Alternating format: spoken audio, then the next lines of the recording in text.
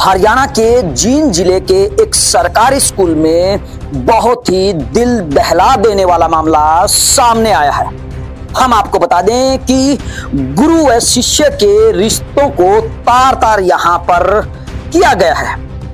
एक स्कूल के प्रिंसिपल के द्वारा अलग अलग तरीकों से छात्राओं को अपने जाल में फंसाया जाता था और उनके साथ फिर एक घिनौना खेल खेला जाता था। जी हां, हम आपको बता दें कि जींद में छात्राओं से छेड़छाड़ केस का जो मामला है वो दिन प्रतिदिन तूल पकड़ता जा रहा है। गणित पढ़ाने के बहाने क्लास में प्रिंसिपल जाता था और मोबाइल वाली लड़कियों को टारगेट करता था। जी हां, हरियाणा के जींद जिले के एक राजकीय वरिष्ठ माध्यमिक विद्यालय के प्रिंसिपल द्वारा छात्राओं से छेड़छाड़ का चौंकाने वाला खुलासा हुआ है। गणित पढ़ाने के लिए प्रिंसिपल कभी कभार ही सीनियर स्टूडेंट्स के लिए कक्षाएं लेता था। इस दौरान वह क्लास में आखिरी डेस्क पर बैठी छात्राओं को ही टारगेट करता था। वह इसलिए ऐसा करता था ताकि अन्य स्टूडेंट्स को उसकी हरकतों का पता न चल सके। जरा सोचिए, एक गुरु, एक राष्ट्र निर्माता कक्षा के बीच में ही लड़कियों से सरेआम छेड़छाड़ करता है तो भला उसने कितनी घिनौनी हरकतें पीछे से की होंगी। हरियाणा पुलिस के सूत्रों ने बताया कि प्रिंसिपल लड़कियों को अपने ऑफिस में भी बुलाता था। वह छात्राओं से अश्लील बातें करता था और उनके सिर, कंधे और जांघ पर हाथ लगाता था। वह अपने सोर्सेज से जानकारी इकट्ठा करके कमजोर लड़कियों को निशाना बनाता था, चाहे वे स्कूल में मोबाइल फोन ले जा रही हो या उनका कोई बॉयफ्रेंड हो। जरा देखिए, ध्यान से सुनिए, कहीं ऐसा आपके बच्चों के साथ तो नहीं हो रहा है। ये जानकारी, ये खबर हम आप तक इसलिए पहुंचा रहे हैं क्योंकि जो माँ बाप आंखें बंद करके अपनी बच्चियों को, अपनी बेटियों को गुरु के पास आंखें बंद करके भेज देता है और ये विश्वास करता है कि अध्यापकों के पास जाने के बाद उनकी बच्चियां पूर्ण रूप से सेफ हैं। हालांकि गुरु व शिष्य के जो रिश्ते हैं वो आज भी पवित्र हैं, पहले भी पवित्र थे और आगे भी पवित्र रहेंगे। लेकिन 0.0001% के जो इस प्रकार की मानसिकता के जो लोग हैं वही इस शिक्षा जगत पर धब्बा हैं। आइए अब आपको बताते हैं कि किस प्रकार से वो अपने कमरे में बुलाता था। प्रिंसिपल जब भी वह किसी लड़की के पास मोबाइल फोन पाता था तो उसे अपने कमरे में बुला लेता था और उससे भद्दे सवाल करता था, जैसे कि क्या उसका कोई बॉयफ्रेंड है या क्या वह किसी के साथ फिजिकल रिलेशन में है। इस दौरान वह उन्हें धमकी देता था कि वह इस मामले की शिकायत उनके माता पिता से कर देगा और उनकी पढ़ाई बंद कर दी जाएगी। जी हां, कुछ इसी तरीके से वह प्रिंसिपल सरकारी स्कूल की लड़कियों की कमजोरियों को पकड़कर उनको अपना शिकार बनाता था। अभी तक की अगर हम जानकारी की बात करें तो 8 लड़कियों ने अपने बयान दर्ज करवाए हैं। पुलिस सूत्रों ने कहा कि लगभग 50 लड़कियों ने प्रिंसिपल द्वारा छेड़छाड़ की पुष्टि के लिए एक क्वेश्चनेयर तैयार किया था, जिसके आधार पर 8 ने सीआरपीसी की धारा 164 के तहत अपने बयान दर्ज कराए, जो मामले में एक मजबूत सबूत बन गया है। एक अधिकारी ने बताया कि पुलिस के पास चालान दाखिल करने के लिए पर्याप्त सबूत है। अब तक क्या क्या हुआ, आइए उसी के बारे में आपको विस्तार से बताते हैं कि जींद के सरकारी स्कूल में, जी हां, जींद जिले के एक सरकारी स्कूल में काले शीशे वाले कमरे में बुलाकर छात्राओं से छेड़छाड़ करने वाले प्रिंसिपल पर पुलिस ने एफआईआर दर्ज कर ली है। प्रिंसिपल के खिलाफ 4 छात्राओं के बयान पर पोक्सो एक्ट की धारा 10 और आईपीसी की धारा 354A, 341, 342 लगाई गई है।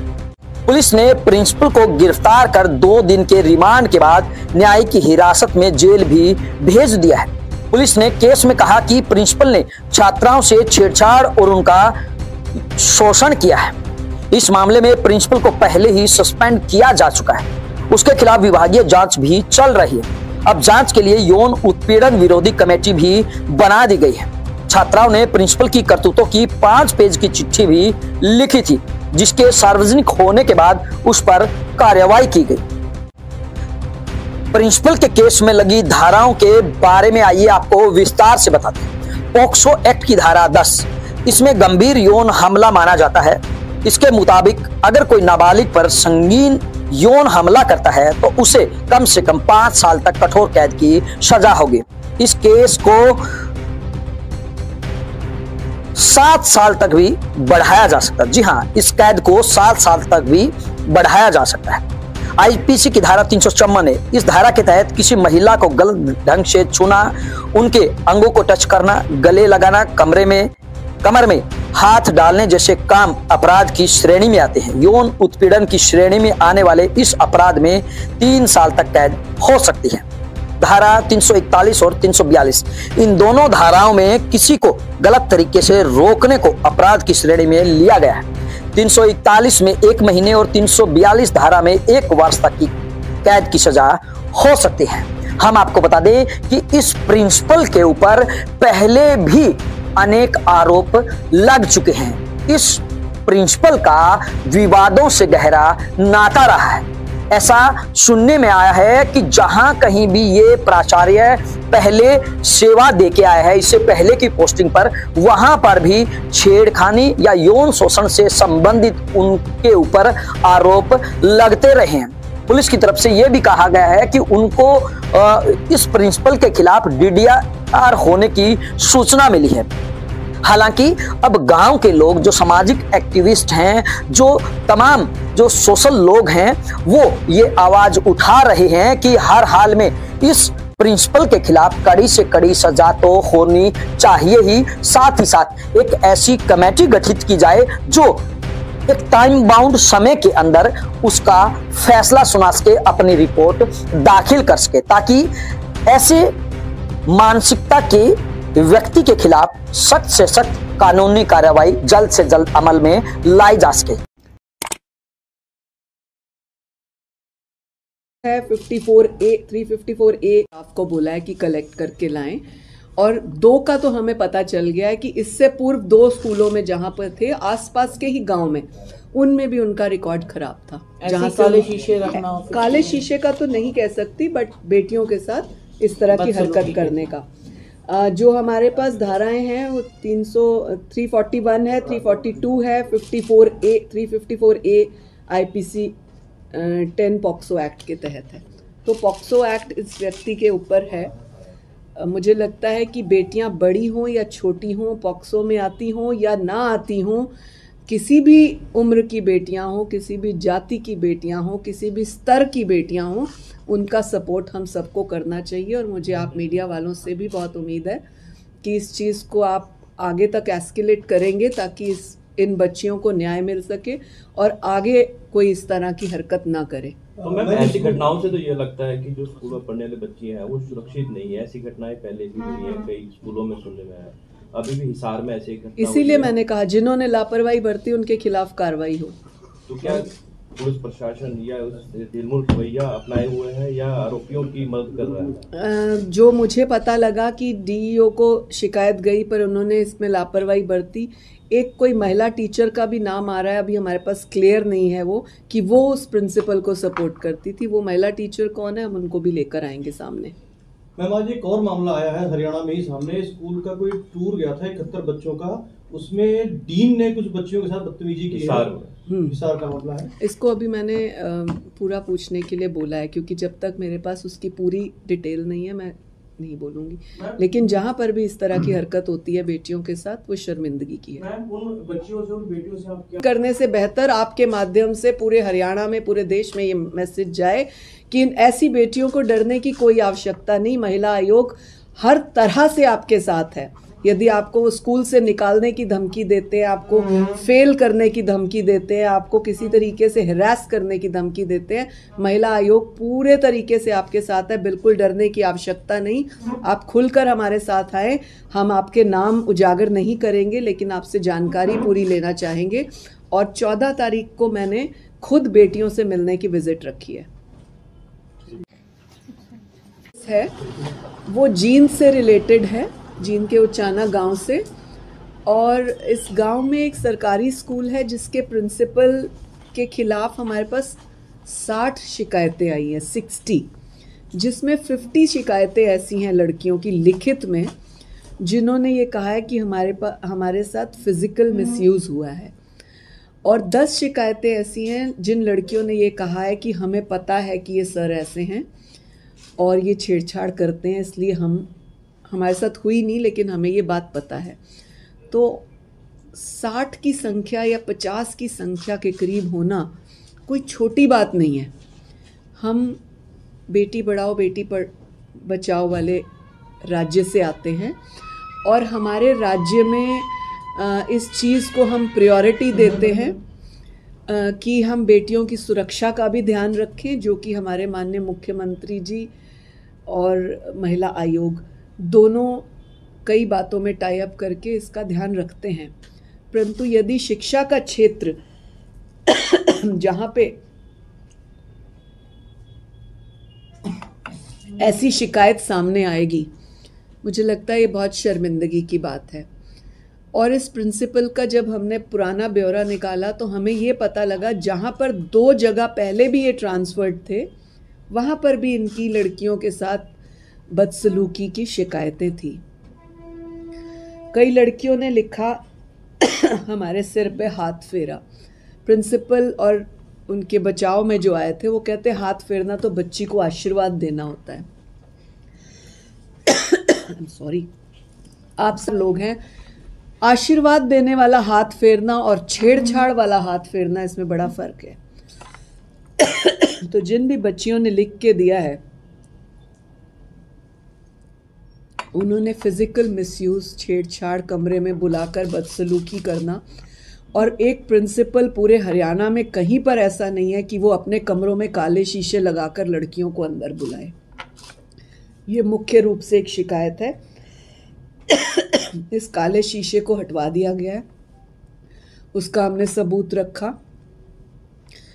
विजय लक्ष्मी नाम से डीईओ जो उस क्षेत्र की पहले थी, अब चेंज हुई हैं, उस डीईओ ने लापरवाही क्यों बरती जब बेटियों ने शिकायत कर दी, उनके खिलाफ भी हम एक्शन करेंगे, वो अपनी सफाई पेश करें। हमने तुरंत प्रभाव से 13/9 को हमारे पास शिकायत आई, हमने 14/9 को इमीडिएट पुलिस को ये शिकायत फॉरवर्ड कर दी।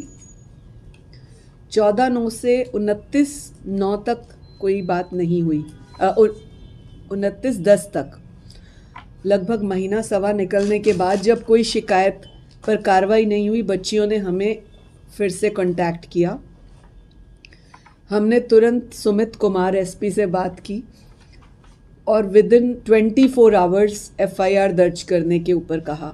विजय लक्ष्मी डीईओ कल नहीं पहुंची, हमने दोबारा उनको समन करने की बात सोची है, और बच्चियों को भी नहीं लाया गया, जो कि हमने आदेश दिए थे कि बच्चियों को बेसिकली हमारे पास 15 बेटियों की शिकायत आई थी जो 13/9 को आई थी, तो हमने 15 बच्चियों को पुलिस कस्टडी में सुरक्षा के साथ यहाँ बुलाया था।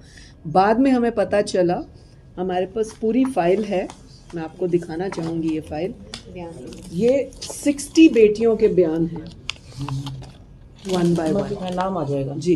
ये 60 बच्चियों के बयान हैं। मैडम ये जो बच्ची है 60 जो लगा रही है, ये बालिग है कि नाबालिग भी है इनमें कुछ? ऑफ कोर्स नाबालिग हैं, 12th class, 11th class, 10th class, madam, POCSO act है इनका। ऐसे मामले में देखा जाता है कि जैसे पुलिस की जो भूमिका, अभी भी आपने कहा कि आपने संज्ञान लिया, एफआईआर हुई, क्या जो पुलिस अधिकारी है जो जिनकी मरीभुगत रही है, क्या इनके खिलाफ भी कार्रवाई देखने को? बिल्कुल संतोषजनक नहीं है।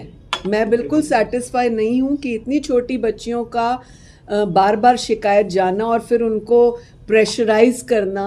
कल किसने प्रेशर किया है, मैं सुमित कुमार से जानना चाहूँगी एसपी से, कि कौन कल स्कूल में गया प्रेशराइज करने के लिए, जबकि यहाँ पर आपकी पुलिस बैठी हुई थी, आपका डीएसपी, आपकी सिटिंग डीईओ यहाँ बैठे हुए थे। पुलिस स्कूल में कौन गया है जिसने प्रेशराइज किया? मैं दाद देती हूँ, शाबाशी देती हूँ उन पेरेंट्स को और उन बच्चियों को जिन्होंने हमें ये बात कही कि हम फिर भी आगे आने को तैयार हैं, हम फिर भी इस मामले को आपको सपोर्ट करेंगे, क्योंकि आने वाली बेटियों का और फ्यूचर का सवाल होगा। तो सुमित कुमार पर ये सवाल उठता है। डीजीपी कपूर साहब से मैं जानना चाहूँगी कि ऐसी क्या मजबूरी है कि उन बच्चियों को प्रेशर किया जा रहा है और क्यों किया जा रहा है?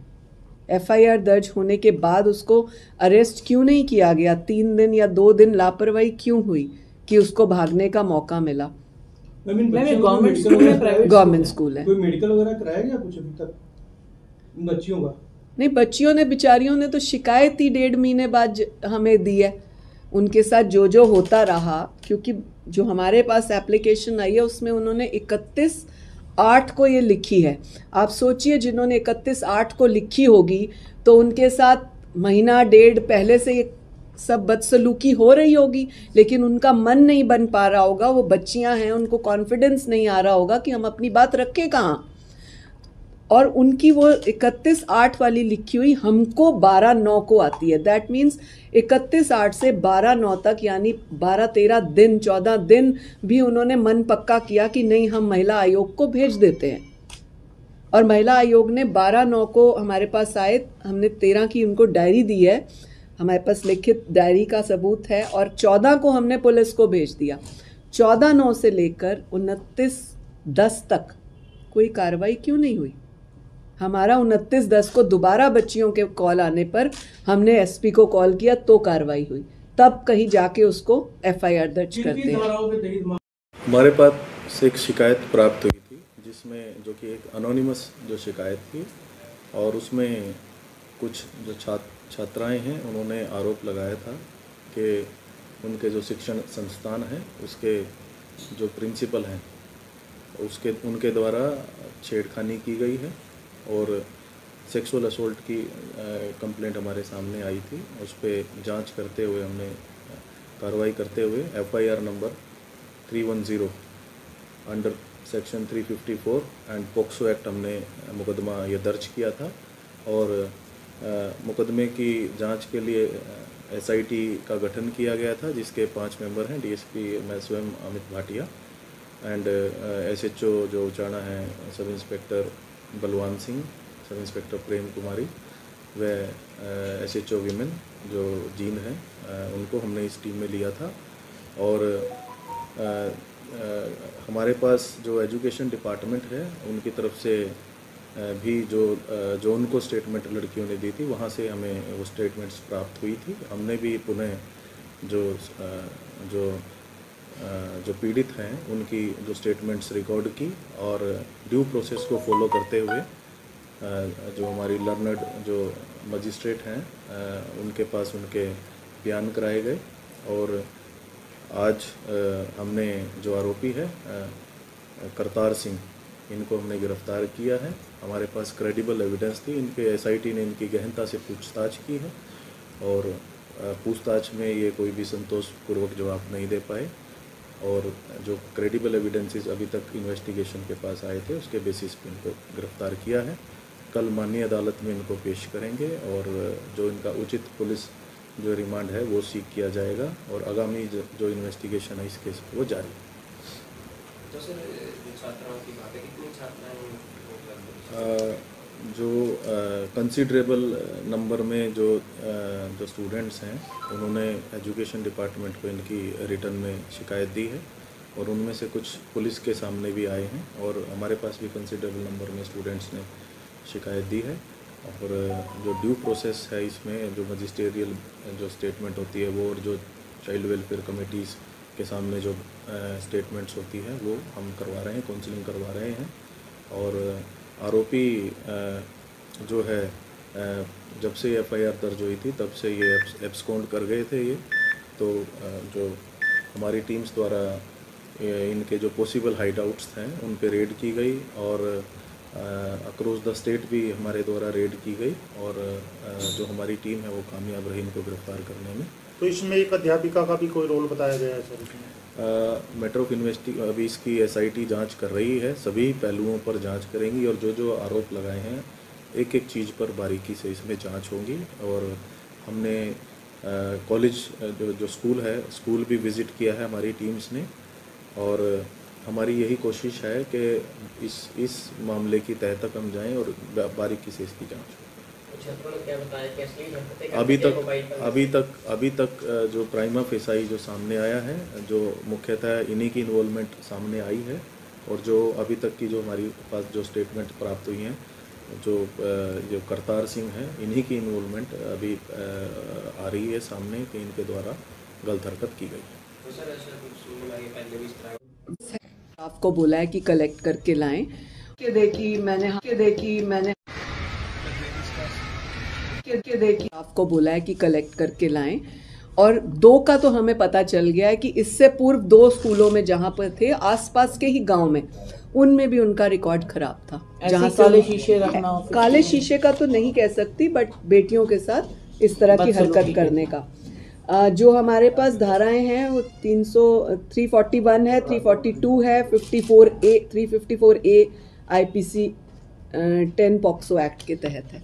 तो पॉक्सो एक्ट इस व्यक्ति के ऊपर है। मुझे लगता है कि बेटियां बड़ी हों या छोटी हों, पॉक्सो में आती हों या ना आती हों, किसी भी उम्र की बेटियां हों, किसी भी जाति की बेटियां हों, किसी भी स्तर की बेटियां हों, उनका सपोर्ट हम सबको करना चाहिए। और मुझे आप मीडिया वालों से भी बहुत उम्मीद है कि इस चीज़ को आप आगे तक एस्केलेट करेंगे ताकि इन बच्चियों को न्याय मिल सके और आगे कोई इस तरह की हरकत ना करे। तो मैम ऐसी घटनाओं से तो ये लगता है कि जो स्कूल में पढ़ने वाले बच्चे हैं वो सुरक्षित नहीं है। ऐसी घटनाएं पहले भी हुई हैं, कई स्कूलों में सुनने में आया, अभी भी हिसार में ऐसी घटना। इसीलिए मैंने कहा जिन्होंने लापरवाही बरती उनके खिलाफ कार्रवाई हो। तो क्या पुलिस प्रशासन या निर्मूल रवैया अपनाए हुए हैं या आरोपियों की मदद कर रहा है? जो मुझे पता लगा कि DEO को शिकायत गई पर उन्होंने इसमें लापरवाही बरती।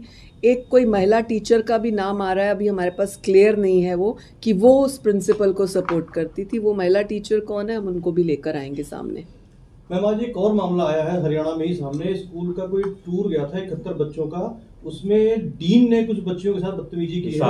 हिसार का मामला है। इसको अभी मैंने पूरा पूछने के लिए बोला है, क्योंकि जब तक मेरे पास उसकी पूरी डिटेल नहीं है मैं नहीं बोलूंगी।